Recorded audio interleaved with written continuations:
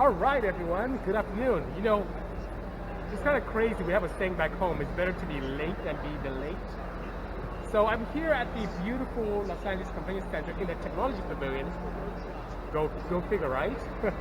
In front of a very interesting vehicle, guys. I'm so sorry. I'm quite a bit tardy. Probably the tardiest I've been ever on the 107th episode of the Bisimoto Tech Tuesday. Week time. I know. People say they shouldn't judge me. It's week time. Good afternoon, R35. Good seeing you. Oh, SMS Design Performance. Good afternoon. Tesla Semi. You can say that, but it's not a Tesla. It is from a company known as Exhaust, and it is a Class A fully electric vehicle. Can pull over 18,000 pounds, which is amazing. Hello, Sam.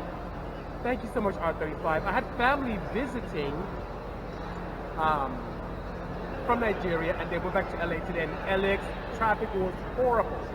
So by the time I get the family over to LAX and then back over to the convention center, it was pretty bad. And I know I may not get a lot of you because I missed that beautiful lunch hour, but I sincerely apologize, guys, and I'll find a way to make it up all to you. 0 to 60 mile per hour faster than a Porsche? Well, if it's a 356, maybe. But this is about payload and, like I said before, the future of mobility. And that's what I'm going to be exploring here today. So as we interact on this tail end of the Tech Tuesday, I will walk around and keep you guys abreast of what's going on. So once again, in front of me, or behind me, I should say, is a beautiful example from a company known as Exhaust. It's XOS. So you can Google them and look it up. And it is a full electric. It'll be in production in 2021. And it really shows the future of what is happening in terms of sustainability and mobility as well. And here's the cool thing. I like going fast, like many of you here, and torque is so key. So as I've seen the EV that Sam, you are part of, it's amazing how you can experience what you don't see with conventional internal combustion. Immediate torque at 100 RPM, immediate efficiency at 1 RPM, which is amazing. So will I be electrifying any projects? So Aaron asked a good question. So Aaron, take a look at SEMA, what we put up even today, and what we did last week when we were at SEMA. I electrified the very first 935 ever. So the Porsche 935 is something that was my first foray into the full EV space. In terms of integrated motor assist, or a combination of both internal combustion and hybrid technology or EV technology, we did the Honda CRZ in 2009. And thank you so much, Jeremy John. And then of course, we did some other things with the Ioniq with Hyundai a couple of years ago, in 2017. And now it's really nice, you know? Easy's asking, how do you measure horsepower for EVs? Are they tunable? Absolutely, same way. So the ability to overcome an inertia, which you may see with a roller dyno, or the ability to overcome a fluid in an orifice in like a hub style or hydraulic dyno is the same way you measure it. Since we tend to look at electric motors and most of them are used in watts or multiples of watts, in this case kilowatts, that's what we use as an energy converter in terms of power, but it can easily be converted into horsepower. So the EV that we put together is a 475 kilowatt motor, which is about 636 horsepower. So it still is the same way. And it can be tunable. You have the capability of tuning inverters, using controllers to be able to determine how the output comes out from the motor itself. You can have it mimic what you see in a petrol engine, where you have a low torque capability and it goes up to peak torque and falls off. You can have the capability of having immediate torque all across the board. You can limit the output as well. You can take into consideration any kind of fail-safes with heat and safety and traction control. So it's very tunable as well, you know? On an EV, what's the max horsepower they can make or torque? There's no maximum. Same way with petrol engines, you can keep adding cylinders or keep making things more efficient. The same thing with electric motors. You can have the windings of electric motor, the type of fading that it uses. Is it ODC? Is it AC as well? You can have stacks or chains of different motors. So the limitations can be your budget and or footprint, but you can keep going and going and going. Easy Design says, I just landed my sponsorship with Puro. I'm doing my oil change today. I'm excited to be part of the Puro family. Thank you so much. And for those of you who know, Puro is also my partner as well. They helped us tremendously with the EV project and provided some very bespoke fluids for the drivetrain, which is pretty nice. So thank you so much, Puro, for assisting us indeed. Person's asking, what do you think about Berg exhaust? He says, I want to get one for AP1. Do you resonate with decrease the EV efficiency or improve it? Great question. I've had customers come in with that exhaust system to our dyno and they've done well. So resonators, depending on the design, can decrease it. Doesn't have a positive effect on it, but can decrease it because if the louvers are facing the same direction as the exhaust flow, it can be okay. If it's opposite direction, it can actually impede flow and hurt efficiency. So with Burke ones, I've been very good. Excuse me. Do you find inspiration in F1? Asked Rook Auto. Of course I do. Think back to the header designs we had years ago. They were heavily influenced by F1. The fact that they used very efficient merge collectors with embedded venturis years ago was something that played a role. Using pressure differentials in the chassis of a car, on undercarriage of a car, something F1 does very well by using aero to enhance scavenging of exhaust, is something I did as well. By looking for pressure differentials around the chassis and making sure that our race headers terminate there was something I looked forward to as well. And believe it or not, you know how my stage injection existed for many years in my drag motors? That's also F1 influence as well. The fact that the farther away you put an injector, the farther the mist, helped us gain as much as 20 wheel horsepower on a natural aspirated setup by using stage injection with my combination with Sky 2 Kinsler. It's pretty nice. Rework Auto said Ben Baller mentioned me in his podcast. I did look that up and hopefully I get to thank him. Let me know what he said. I look forward to it indeed. Hello Extreme Dimensions. Hello Shell. Thank you so much for joining this afternoon. I'm out here in the LA Auto Show in the Technology Pavilion, which is pretty nice. Next to me I have a Karma vehicle, but right behind me is a really interesting vehicle, a Class A fully electric vehicle. This is the future. Those of you who watch Logan, remember all the EV autonomous like rigs out there? That look like something science fiction, but that technology exists today now. So think of combining what you may see from where I was in Google last week. Think of combining that kind of technology from Waymo with something like this from, you know, exos. It's pretty cool indeed, you know? Have you ever need cinematography? Let me know, says Nick Nichols. Thank you so much, appreciate that. Hello Argo, good seeing you. German John says, where do you find inspiration with positivity and work ethic? Recovering addict here. Well, I have addicts on my day. Well, thank you so much for recovering. I'm glad that you're in a very positive place nowadays. I would say really my family of origin. My parents have been a very positive influence on me. Being both scientists, really pointing me towards the pure and applied sciences, hence me being a chemical engineer. But you know what? Really thinking about the fact that nothing positive comes from things that are very dark. So that being said, me continuing to stay upbeat, staying positive, allows me the opportunity to create good things and be in a great mood. Even coming here today, I am tardy by an hour. How sad is that? But you know what? I still got to meet some great people here. This gentleman who actually spent right in front of me, David, who created this great environment for this exhaust vehicle or Class A truck. It's very nice. So stay hanging there, German addict. The future is bright. So bright, I named my daughter Q, which is future is bright. So stay hanging there, man. Mr. Reggie is asking, a hashtag the Porsche Macan, whatever happened to that? Still in the works. It takes time for OEMs to sign documents. So hang in there. These contracts, these relationships take a couple of years or so. By all means, that will be the way to go very, very soon. Will EV overtake gasoline? What about alternative fuels? What will prevail? Well, guess what? One good way of knowing what will prevail is what the OEMs are doing. So you go to any of the major tech shows like this, at the LA Auto Show, you have the opportunity to look at what's happening at CES.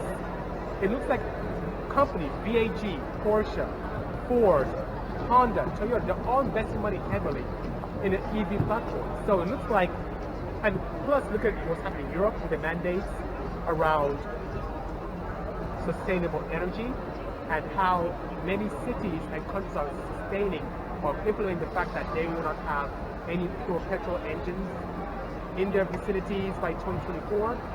Look at downtown London and how there are actually fees now to drive petrol-only engines into there, and there are benefits for EVs and hybrids.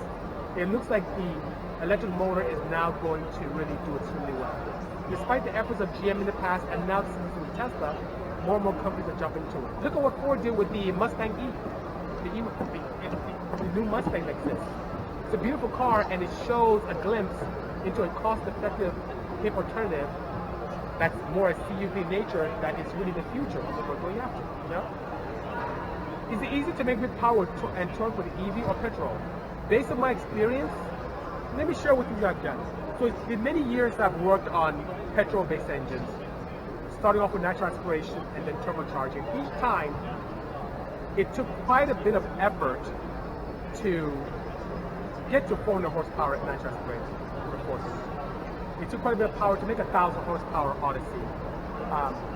Out the gate, using technology that is still in its infancy as far as I'm concerned, we're able to make 600 horsepower with an EV. So the technology is a lot more advanced, a lot more involved, but in terms of ease, if you're very techno savvy, I would say the EV is really a very straightforward way to go, because I didn't have to worry about head gaskets or injectors or really tuning per se. It's just me tweaking the controller. It's a really straightforward way of making power without having to worry about those small tuning nuances of air fuel ratios, ignition timing, and knock, and swirl, and intake manifold design, and turbocharger sizing, all that good stuff. And guess what? It's very clean. I don't have to worry about exhaust fumes or anything like that, which is very interesting, you know? And the reason is actually, how's the MR2 coming? It's sitting in my facility. So we spent the majority of this year doing quite a bit in builds with customers and ourselves with the wagon and whatnot. The SEMA came very quickly. The SEMA ended a week ago, and we spent the balance of that week between SEMA and now catching up and tidying up and catching up with customers and with projects and so on and so forth. So I haven't had the time to really play with any projects. I'm really good, but I'm not that good to jump from project to project to project. If anything, we're trying to learn more that we can more on a daily basis with our EV project.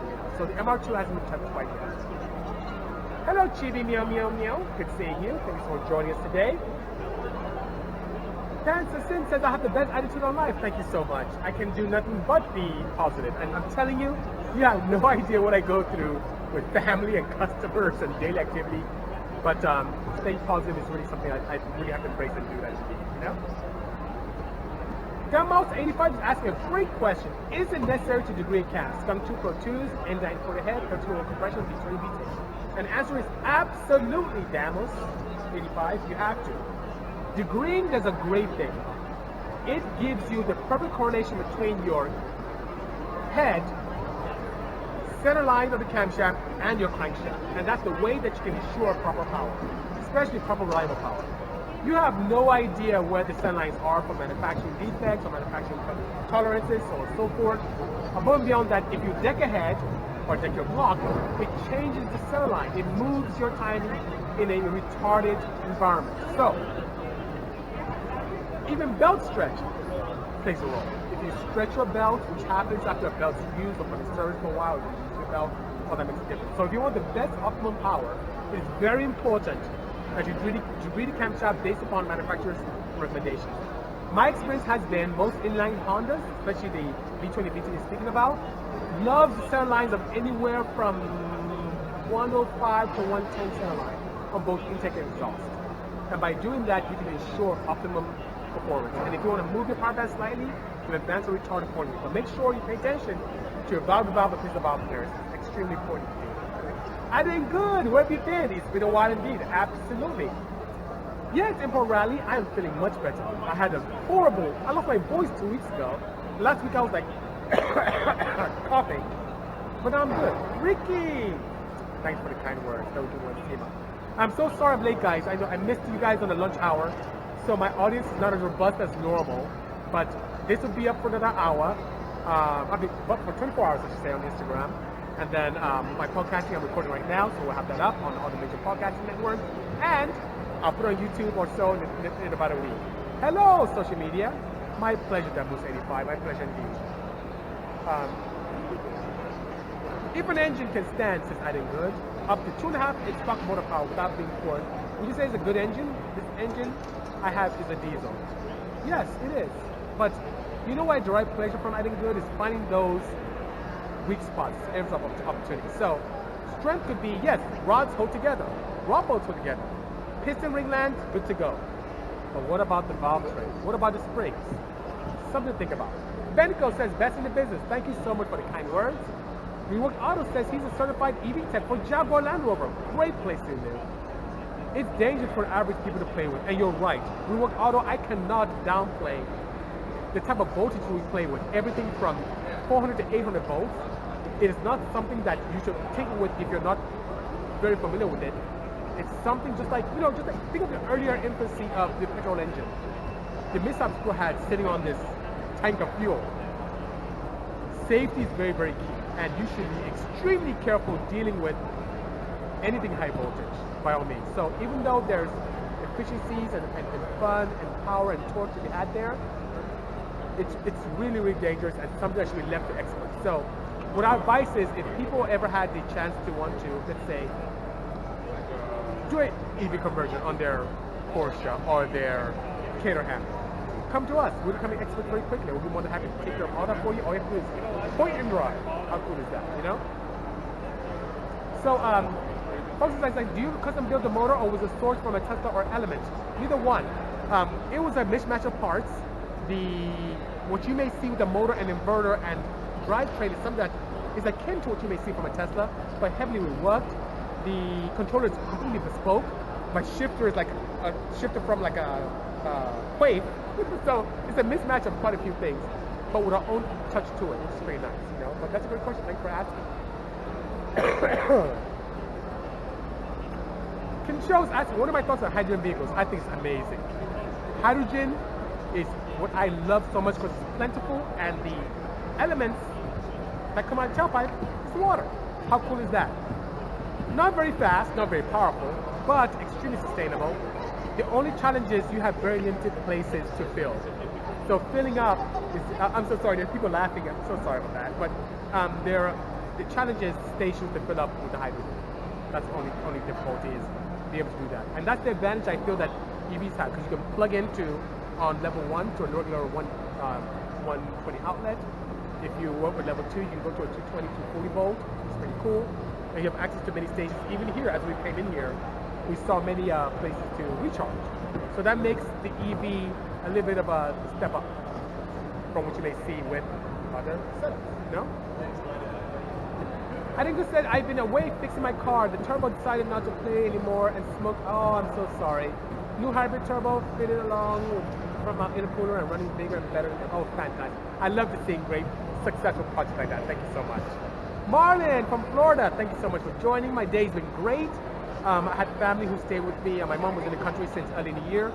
Made things very possible for me. So Mom, I love you. Thank you so much for being there for us and the family, allowing me to push forward my projects and many late nights, sleepless nights, and you take care of the family. I really appreciate that. And she's on her way back to Nigeria.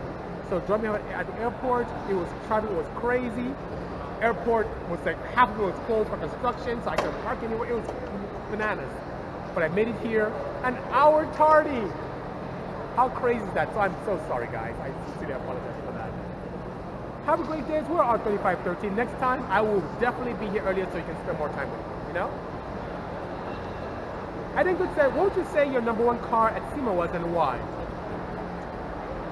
I would say on the OEM side, number one was the Veloster N that we built. The one, thanks to Paul, aptly named the Veloster Raptor.